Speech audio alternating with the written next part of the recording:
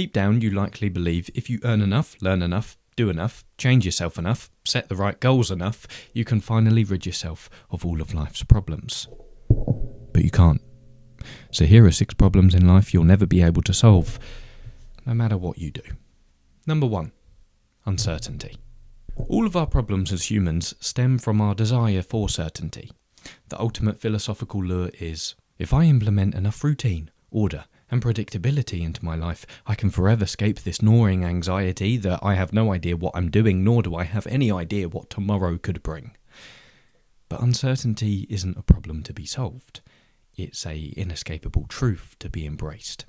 You see, the sooner you realise, despite your cosy conclusions, that nothing is certain, nothing will ever be certain, and nothing has ever been certain anyway, you can breathe a sigh of relief. Because if nothing has been certain anyway, this means everyone is making it up as they go along. Yes, even your favourite guru, celebrity, or YouTuber with 10 million subscribers. And this is the great human act, to convince yourself and others that despite the fact you don't, you do know what you're doing. But no one knows what they're doing. We're just a bunch of monkeys with a vague plan at best, destined to perform on the stage of life without having rehearsed any of the script. So consider this the next time you feel hesitant to leap into the abyss or embrace change. Consider this the next time you're walking towards a venue feeling nervous because there's humans inside whom you haven't met yet. Or consider this the next time you feel yourself waiting to make a decision because you don't feel ready yet. Then you might realise, if everything is uncertain anyway, inviting a bit more uncertainty into your life by making this decision doesn't really make a difference. If all is uncertain anyway, there's really no need to postpone anything until you feel ready. If no one knows what they're doing, that means other people were secretly crying out for some reassurance that despite their unrealistic inner standard of needing to have everything figured out all of the time, they too feel lonely, anxious, and existentially absurd. So here's a thought experiment to help you grapple with this inescapable uncertainty of life. Treat your life as if up until now you have been an actor, kept behind stage, shrouded in the darkness, only able to hear the echoes of your fellow performers acting in front of the audience. But then their scene ends, and suddenly you get thrust on stage in front of the audience and into the spotlight. But as the audience awaits your first word, as you're stood there wondering what to say or what to act, a new scene begins.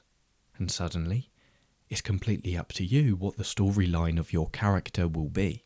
But here's the catch. You're going to have to improvise. But if everyone else is improvising, and no matter what you do, you'll never know what will come in the next scene, or even if there will be a next scene, why not take a risk and see what happens? You'll never be able to escape uncertainty, so embrace it. The whole future lies in uncertainty. Live immediately. Problem number 2. Productivity. In our hyper-productivized world, it's easy to seek emotional escape in your to-do list or schedule. After watching one too many time management techniques from productivity YouTubers, you might convince yourself, perhaps if I organise my Google Calendar better, put more on my to-do list, or find a new time management technique, I'll get the peace of mind that I crave. And when I do that, then I can finally relax. And this angst I feel to justify my existence to other people and myself through means of productivity all of the time can finally subside. But it won't. Because seeking emotional escape through a productivity system is the problem within itself, not the fact that you can't get everything you want to do done. Better yet, the illusion of the to-do list is that if you complete everything, then the game is finished. And when the game is finished, very much like a body free-falling from the sky only to be caught in a warm, cosy blanket, then you can finally relax into the freedom of release that you so crave. So then the devilish question becomes, perhaps if I'm productive enough, I'll be able to complete the game of productivity forever? The short answer, no. Productivity doesn't end. But your toxic relationship with it can. Instead of always getting lost in tasks and duties, nose to the grindstone, constantly caught up in the mirage of necessity, zoom out and keep your overarching purpose forever close at hand. Refresh yourself with your purpose in each moment of your life, lest you fall into the trap of ticking as many things off the list as you can in order to compete in the breath retention contest of life in which everyone is as purple as a beetroot, stiff as a doornail, and makes fucking overnight oats in the morning so they can save an extra 10 minutes so their life doesn't fall into an existential chaos. Back to it. As the saying goes, it's hard to remember your purpose was to drain the swamp when you're up to your arse in alligators. In other words, it's hard to remember what your purpose is when you never zoom out from your to-do list to consider the bigger picture. And instead of evaluating your days based on productivity, start to judge them based on presence. As the spiritual writer David Dada says, a man should never get lost in the details of his life and forget that, ultimately and in truth, life amounts to nothing other than what is the deepest truth of this present moment. Tasks don't get a man anywhere more conscious or free than he is capable of being in this present moment. No eternity. Do whatever it takes, and from this depth of being, live the details of your life. But if you postpone the process of submerging yourself in the source for the sake of taking care of business first, your life will be spent in hours and days of business, and then it will be gone.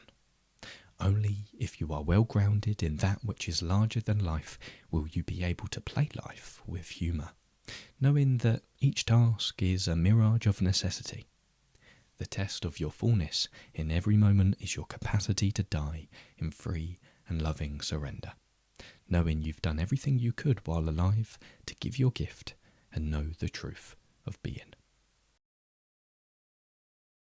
So choose presence over productivity, and allow yourself to laugh as you engage in your tasks with the awareness that they'll never end. But that's okay, because they are but a mirage of necessity. Number 3. Insecurity. The third pillar of human deception is the belief that by removing all of your insecurities, you'll then be able to stand in assured confidence of yourself. But insecurity is no more removable than a lizard's tail. Yes, you can chop it off, but it will soon grow back, now with a vengeance for having been given the chop. We can see this play out with the celebrities and influencers who seek fame and validation to fill their inner void of self-hatred. Because they hate themselves, they seek external validation to justify their existence. But when that external validation turns sour and the rug of comfort, so to speak, is ripped from underneath them, their life descends into a chaotic pit of self-hatred again. So just like a child will bury their head in the cushions after seeing a ghost on the television, so too the person who seeks external validation to fill up their inner void will always rush to find the next quick fix when that external validation goes silent, and they're finally forced to face the figure of their wretched insecurity in the mirror. But the only way to deal with insecurity isn't to respond to its sourness with a quick remedy, but to treat it like a sweet recipe that will add some wind to your sails. The only way to deal with insecurity isn't to just embrace it, but to become it. To fully rid yourself of your insecurity, you need to fully live it and incorporate it so it no longer becomes a problem, but a mere expression of who you are. After all, we love a human who is unapologetically themselves with the same artful grace with which a tree is a tree. Problem number 4. Exposure. The fourth pillar of human deception is an introvert's worst nightmare.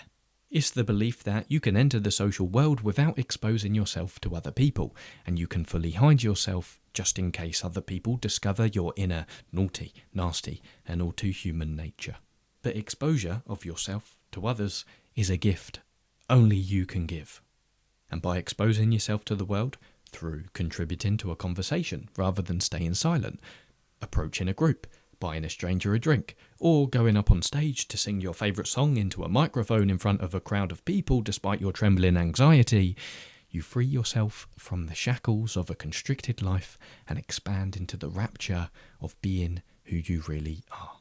Better yet, as you begin to expose yourself to other people, you then ask, what was I waiting for all this time? It wasn't that bad. And then the facade of your pretend self can finally fade. As the author Ryan Holiday says, life happens in public. get used to it. Number 5. Pleasure. The 5th pillar of human deception is the belief that momentary pleasure can keep your dissatisfactions at bay for long enough. The voice of pleasure reasons, if I binge now, I can relieve my tension. If I drink today, I can keep the procrastinations of yesterday going a little bit longer. If I scroll today away, I can keep my existential dread at a distance. But the oldest truism of the human condition teaches us something monumental about pleasure. Nothing comes for free. All the benefits that pleasure confers will have to be paid back. I love you, son, but give me a minute. For every ounce of pleasure we experience, we invite an equal ounce of pain to the banquet. But so too the opposite applies. The more discomfort you willingly engage in now, the more pleasure you'll experience later on. So the unsolvable problem of pleasure becomes, you will never feel fully satisfied. But you can carefully choose the type of pleasure you pursue. In short, immediate pleasure is fleeting. Slow pleasure is durable. As the Stoic philosopher Musonius Rufus said all those years ago, if you accomplish something good with hard work, the labour passes quickly, but the good endures. If you do something shameful in pursuit of pleasure, the pleasure passes quickly, but the shame endures. Choose the type of pleasure you pursue wisely. Number 6. Problems. What we've covered so far in the previous 5 points have been some common illusions we create for ourselves as humans. Essentially, what we've spoken about is problems. So here highlights our 6th and final pillar of human deception, the idea of problems. As mentioned at the beginning of this video, you likely believe, as do we all, that if you work hard enough, learn enough, earn enough, change yourself enough, you'll finally be able to rid your life of all of its problems. But by definition, life can never be free of problems, because they're a feature of existence, not a bug. So true solace comes when you give up this idea of trying to solve everything and in fact go one step further, and you give up this idea of problems at all. And instead, you don't solve, you simply improve. Because if we understand that we're never going to be able to rid our lives completely of all of its problems, you might as well work to improve the quality of the problems already present in your life.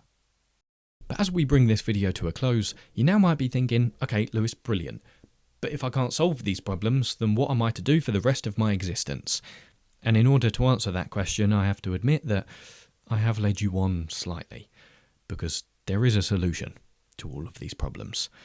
But in order to find that solution, you have to look at the problems from a slightly different angle.